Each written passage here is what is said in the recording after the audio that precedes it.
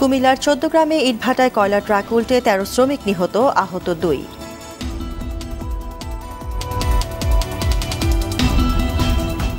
বায়ু দূষণের কারণে ঢাকায় স্কুল পড়ুয়া ৫৫% পারে না স্বাভাবিকভাবে শ্বাস প্রশ্বাস নিতে, ব্যবস্থা নেওয়ার তাগিদ বিশেষজ্ঞদের।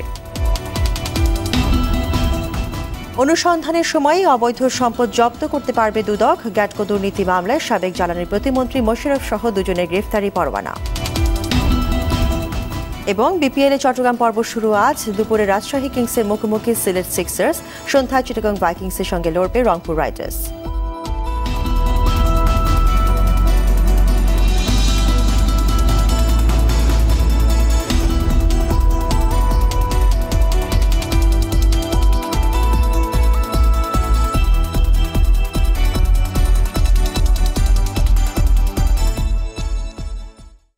আসসালামু আলাইকুম, স্বাগত জানাচ্ছি আরটিভি সকালের সংবাদে। শুনছিলেন মার্কেন্টাইল ব্যাংক শিরোনাম।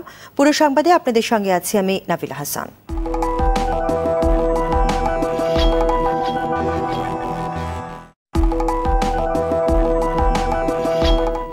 এবার বিস্তারিত। কুমিল্লার ১৪ গ্রামে কয়লাবাহী ট্রাক উল্টে গিয়ে নিহত হয়েছে ইটভাটার ১৩ জন শ্রমিক। শুক্রবার ভোরে দুর্ঘটনা ঘটে। প্রত্যক্ষদর্শীরা জানান, নবায়নপুর গ্রামের মধ্যে কয়লাবাহী ট্রাকটি হঠাৎ উল্টো একটি ইটভাটা শ্রমিকদের জন্য তৈরি করা ঘরের উপর দিয়ে পড়ে। এতে ঘুমিয়ে থাকা ১৩ জন শ্রমিক নিহত হয়। তাৎক্ষণিকভাবে নিহতদের নাম পরিচয় জানা না গেলেও তারা সবাই স্থানীয় কাজী অ্যান্ড কোম্পানি ইটভাটায় কাজ করত। নিহতরা সবাই পুরুষ এবং তাদের বাড়ি রংপুর বলে জানিয়েছেন কুমিল্লা জেলা প্রশাসক।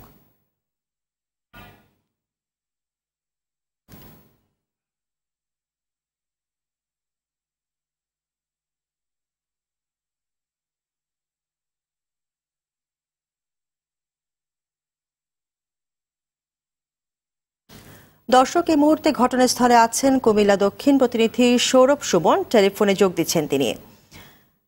সুমন, আমরা জানি যে ইতোমধ্যেই ১৩ জন মারা গেছেন এবং ২ জন আহত। তো আহতদের অবস্থা কেমন আমাদেরকে জানাবেন।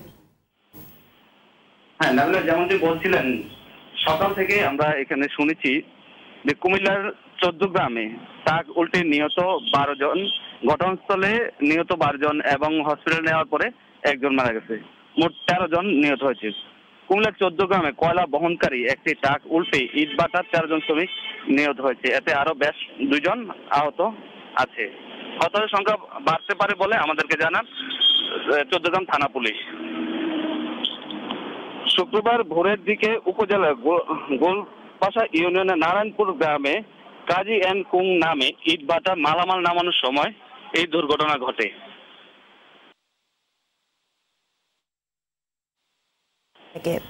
এতক্ষণ কুমিল্লা থেকে জানাচ্ছিলেন সহকর্মী সৌরভ সুমন। চলে যাচ্ছি পরের সংবাদে। ঢাকায় স্কুল পড়ুয়া শিশুদের ৫৫% স্বাভাবিকভাবে শ্বাস প্রশ্বাস নিতে পারে না। বায়ু দূষণ অব্যাহত থাকলে এই অবস্থা আরও খারাপ হতে পারে, এমনই তথ্য বেরিয়ে এসেছে ঢাকা বিশ্ববিদ্যালয়ের এক গবেষণায়। বিশেষজ্ঞ চিকিৎসকরা বলছেন, এখনই মূল কারণ চিহ্নিত করে ব্যবস্থা না হলে জাতির সামনে অন্ধকার ভবিষ্যৎ অপেক্ষা করছে। বায়ু দূষণ নিয়ে আরাফাতুর রহমানের ধারাবাহিক রিপোর্টের আজ শেষ পর্ব।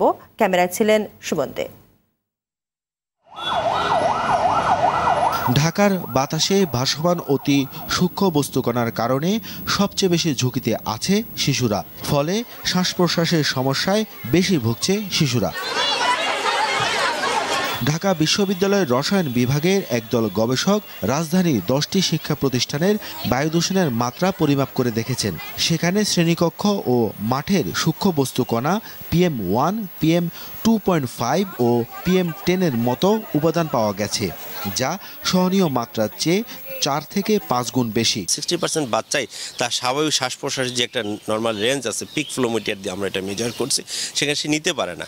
এবং সেটার সাথে আমরা ওই পার্টিকুলেট ম্যাটার বলে ultra fine particulate matter PM1, তার সাথে একটা ডাইরেক্ট রিলেশন আছে। যেখানে পার্টিকুলেট ম্যাটার কনসেন্ট্রেশন খুব বেশি, সেখানে এই ইম্প্যাক্টটা বেশি। তাইলে কি হইতেছে যে এয়ার পলিউশনের কারণে আমাদের যে স্কুলের বাচ্চাগুলো আছে, সেই বাচ্চাগুলোর শ্বাস প্রশ্বাসে প্রচুর পরিমাণে ক্ষতি হইতেছে। Mugda, Bishwa road, Kakrail, Fuller road, Jatrabari, Motijheel, Gulshan, Nilkhet ও খিলক্ষেত এলাকার শিক্ষা প্রতিষ্ঠানের 9 থেকে 10 বছর বয়সী 250 জন শিক্ষার্থীর উপর এই গবেষণাটি পরিচালিত হয়। এসব শিশুর 16.8% কফ ও কাশিতে ভুগছে, 6% শ্বাসকষ্ট বা এজমা রয়েছে এবং 5.6% শিক্ষার্থী মাইগ্রেন বা মাথা ব্যথার সমস্যায় ভুগছে। যে আমরা বায়ু দূষণ যদি কন্ট্রোল না করি তাহলে কিন্তু আমাদের বিরাট বিপদ। এই যে স্বাস্থ্য সমস্যা, এখানে কিন্তু আমাদের অনেক প্রচুর পরিমাণে টাকা পয়সা খরচ হচ্ছে, কারণ ডাক্তারের কাছে যাইতে হচ্ছে, ইনহেলার নিতে হইতেছে, এগুলাতে আমাদের প্রচুর কষ্ট আছে। সেই জন্য আমরা আসলে উচিত হলে, এবং আমাদের অনেক কষ্ট হয় হিউম্যান বিইংয়ের, আমরা যদি আসলে মেজার নেই, ইমিডিয়েট মেজার নেই, তাহলে আমাদের খরচটাও কমে আসে এবং আমাদের স্বাস্থ্যও ভালো থাকে। ঘনবসতি বা যানজট প্রবণ এলাকার শিক্ষা প্রতিষ্ঠানে ক্ষতিকর গ্যাসের উপস্থিতি ছিল সবচেয়ে বেশি। এই কারণে অভিভাবকদের সচেতন হতে বললেন এই বিশেষজ্ঞ চিকিৎসক। ঘরে ঢুকলেই আপনি হাত ধোবেন, হাত ধোয়ার আগে আপনি নাকে, চোখে বা মুখে যেন আপনার হাত না যায়। প্রতিদিন আপনি অল্প হলেও ব্যায়াম করবেন। যখন ঠান্ডায় যাবেন তখন নাক, মুখ স্কার্ফ বা মাফলার দিয়ে একটু বেঁধে যাবেন। প্রচুর পানি খেতে হবে। এমনকি শ্বাসরোগের বাইরেও যারা হার্টের রোগী আছেন, ডায়াবেটিস আছেন, যেসব রোগের রোগ প্রতিরোধ ক্ষমতা কমে যায়, তারা যেন ইনফ্লুয়েঞ্জার টিকা এবং নিউমোনিয়ার টিকা নেন।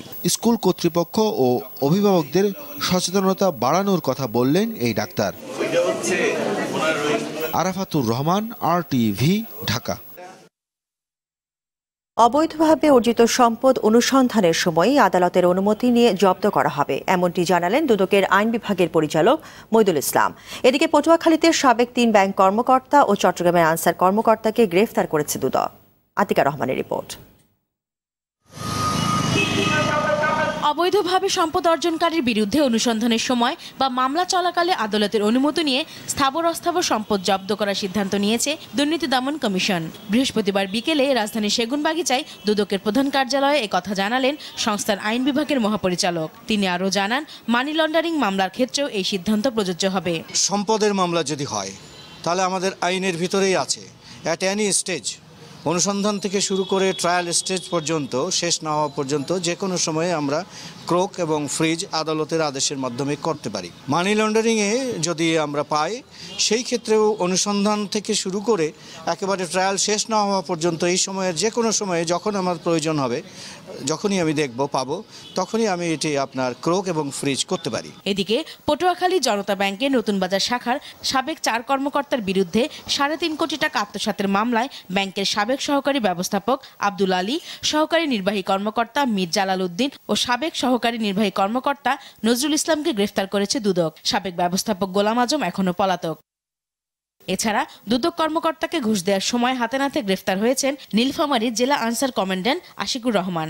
চট্টগ্রাম দুদক কার্যালয় থেকে তাকে গ্রেফতার করা হয়। প্রায় 13 লক্ষ টাকা অর্থ আত্মসাতের অভিযোগ। তিনি সেই অভিযোগ থেকে মুক্তি পাওয়ার জন্য, প্রভাবিত করার জন্য আমাদের উপসহকারী পরিচালক জাফর সাদেক শিবলি, তাকে তিনি 1 লক্ষ টাকা ঘুষ দেওয়ার চেষ্টা করেন। তো সেই সময়ে নির্বাহী ম্যাজিস্ট্রেট মারুফা বেগমের নেতৃত্বে আমরা তাকে হাতে নাতে অ্যারেস্ট করি। আতিকা রহমান, RTV। গ্যাটকো দুর্নীতি মামলায় জামিনে থাকা 2 আসামি সাবেক জ্বালানি প্রতিমন্ত্রী AKM মোশাররফ হোসেন ও ইসমাইল হোসেন সাইমন আদালতে হাজির না হওয়ায় তাদের জামিন নামঞ্জুর করে গ্রেফতারি পরোয়ানা জারি করেন আদালত। বৃহস্পতিবার বকশীবাজার আলিয়া মাদ্রাসা মাঠে স্থাপিত অস্থায়ী বিশেষ আদালত ঢাকা 3-এর বিশেষ জজ আবু সৈয়দ দিলজার হোসেন এই পরোয়ানা জারি করেন।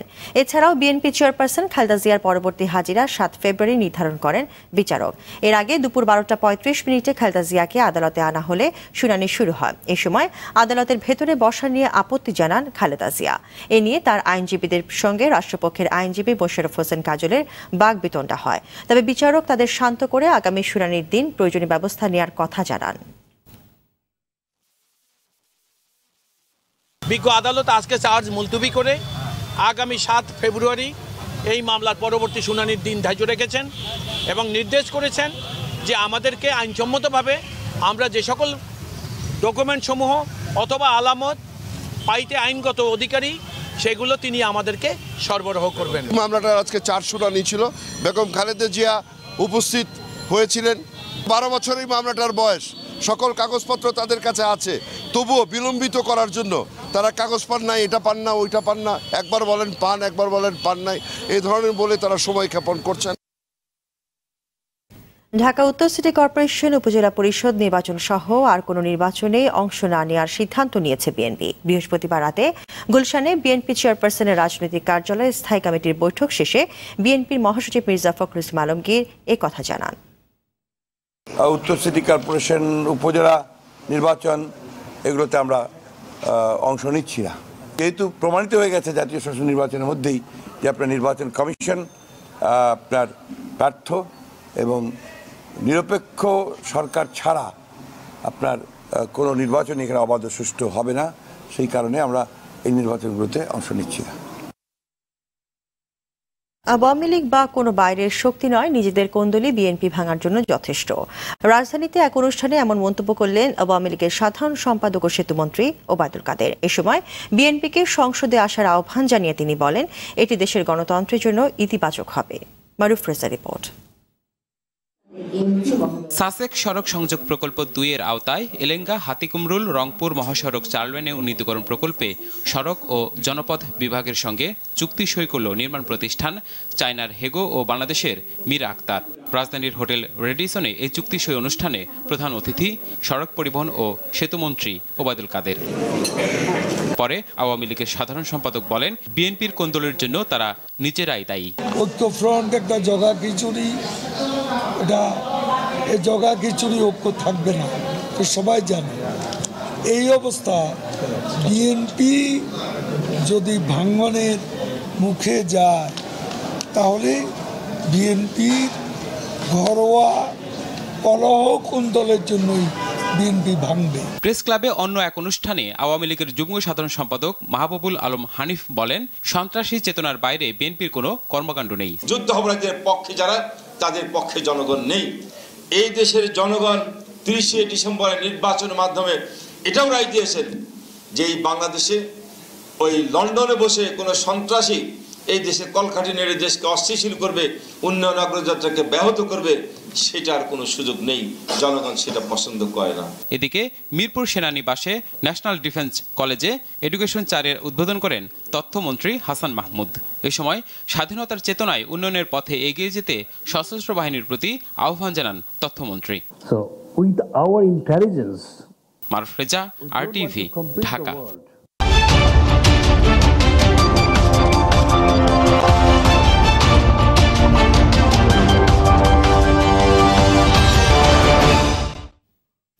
সংবাদ শেষ করব সপ্তাহের নিয়মিত আয়োজন বিশ্বের বিশ্ব দিয়ে। 6 থেকে 6.5 কোটি বছরের পুরনো এক গুহাকে রেস্তোরাঁ বানিয়ে তাক লাগিয়ে দিয়েছেন জর্ডানের ভূতত্ত্ববিদ জর্জ হাদাদিন। দেশটির অনন্য ইতিহাস ও ঐতিহ্যকে জানার সেরা উপায় হিসেবে এই পদক্ষেপ নেন তিনি। জর্ডানের প্রস্তর যুগের গুহাকে রেস্তোরাঁ বানানোর কাহিনী থাকছে আজকের বিশ্বের বিশ্বে, জানাচ্ছেন শামীমা নাসরিন। অন্য সব রেস্তোরাঁর মতো নেই ঝাঁ চকচকে আধুনিক অন্দরসজ্জা। প্রস্তর যুগের একটি গুহা কেটে বানানো হয়েছে রেস্তোরাঁটি। গুহা রেস্তোরাঁ নামে খ্যাত খাবার ঘরটির নাম মারা সালেমে। প্রাচীন শহর মাদাবাই এর অবস্থান। নিজের বাড়ি তৈরির জন্য মাটি খুঁড়তে গিয়ে গুহাটি আবিষ্কার করেন জর্ডানের ভূতত্ত্ববিদ জর্জ হাদাদিন। এটি একটি প্রাকৃতিক জাদুঘর, একটি সভ্যতার জাদুঘর, যেখানে পাওয়া যাবে সভ্যতার পদচিহ্ন। জর্ডানের ইতিহাস ঐতিহ্যকে তুলে ধরতে গুহাটিকে রেস্তোরাঁ বানান তিনি। জাদুঘর সম্পর্কে জর্দানিদের কৌতূহল খুবই কম। স্থানটি পরিদর্শনে মানুষকে আকৃষ্ট করতে ভাবতে থাকি। খাবার ও পানীয় পরিবেশন সম্পর্কে ধারণা থাকায় মানুষকে প্রলুব্ধ করতে রেস্তোরাঁ তৈরির পরিকল্পনা করি। এজন্য সময় নেন 10 বছর। সংরক্ষিত রাখেন গুহার দেয়াল ও ভূ অভ্যন্তরীণ গঠন। দ্বিতল রেস্তোরাঁটি দৃশ্যমান রাখতে নিচ ও উপরতলা আলাদা করেন কাচের মেজ, ছাদ ও টেবিল দিয়ে। এখানে যা দেখেছি তাতে খুবই বিস্মিত হয়েছি। আমরা একটি গুহার ভেতরে, যা কিনা কয়েক কোটি বছর পুরনো। রেস্তোরাঁয় বসে প্রাচীন শিলার প্রতিটি অংশই দেখতে পান দর্শনার্থীরা। এখানে এসে খাবারের কথা ভুলেই গিয়েছিলাম। এমনকি কেন এখানে এসেছি তাও মনে করতে পারিনি। এর ইতিহাস শুনে খুবই সন্তুষ্ট। পাথরের দেয়ালের মধ্যে বসে পর্যটকেরা খাবারের তৃপ্তির পাশাপাশি জর্ডানের অনন্য ইতিহাস সম্পর্কে জানুন, এটাই চান হাদ্দাদিন। শামীমা নাসরিন, RTV। সকালের সংবাদ শেষ করার আগে মার্কেন্টাইল ব্যাংক শিরোনামগুলো আরও একবার।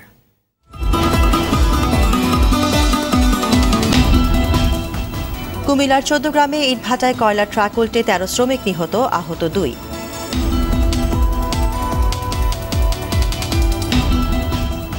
বায়ু দূষণের কারণে ঢাকায় স্কুল পড়ুয়া 95% পারে না স্বাভাবিকভাবে শ্বাস প্রশ্বাস নিতে, ব্যবস্থা নেওয়ার তাগিদ বিশেষজ্ঞদের। অনুসন্ধানের সময় অবৈধ সম্পদ জব্দ করতে পারবে দুদক, গ্যাটকো দুর্নীতি মামলায় সাবেক জ্বালানি প্রতিমন্ত্রী মোশাররফ সহ 2 জনের গ্রেফতারি পরোয়ানা। এবং বিপিএলে চট্টগ্রাম পর্ব শুরু আজ দুপুরে রাজশাহী কিংসের মুখোমুখি সিলেট সিক্সার্স, সন্ধ্যায় চিটাগং ভাইকিংসের সঙ্গে লড়বে রংপুর রাইডার্স। সকালের সংবাদ এ পর্যন্তই। RTV সর্বশেষ সংবাদ জানতে যে কোনো মোবাইল থেকে 24141 নম্বরে ডায়াল করুন। আর মোবাইল ফোনের সংবাদ দেখতে অ্যাপ স্টোর, গুগল প্লে বা উইন্ডোজ স্টোর থেকে ডাউনলোড করুন RTV অ্যাপস। এছাড়াও তাৎক্ষণিক ও বিনোদন সংবাদ জানতে বিশ্বের যে কোনো প্রান্ত থেকে ভিজিট করুন facebook.com/rtvonline এবং youtube.com/rtvdigitals। ধন্যবাদ সবাইকে।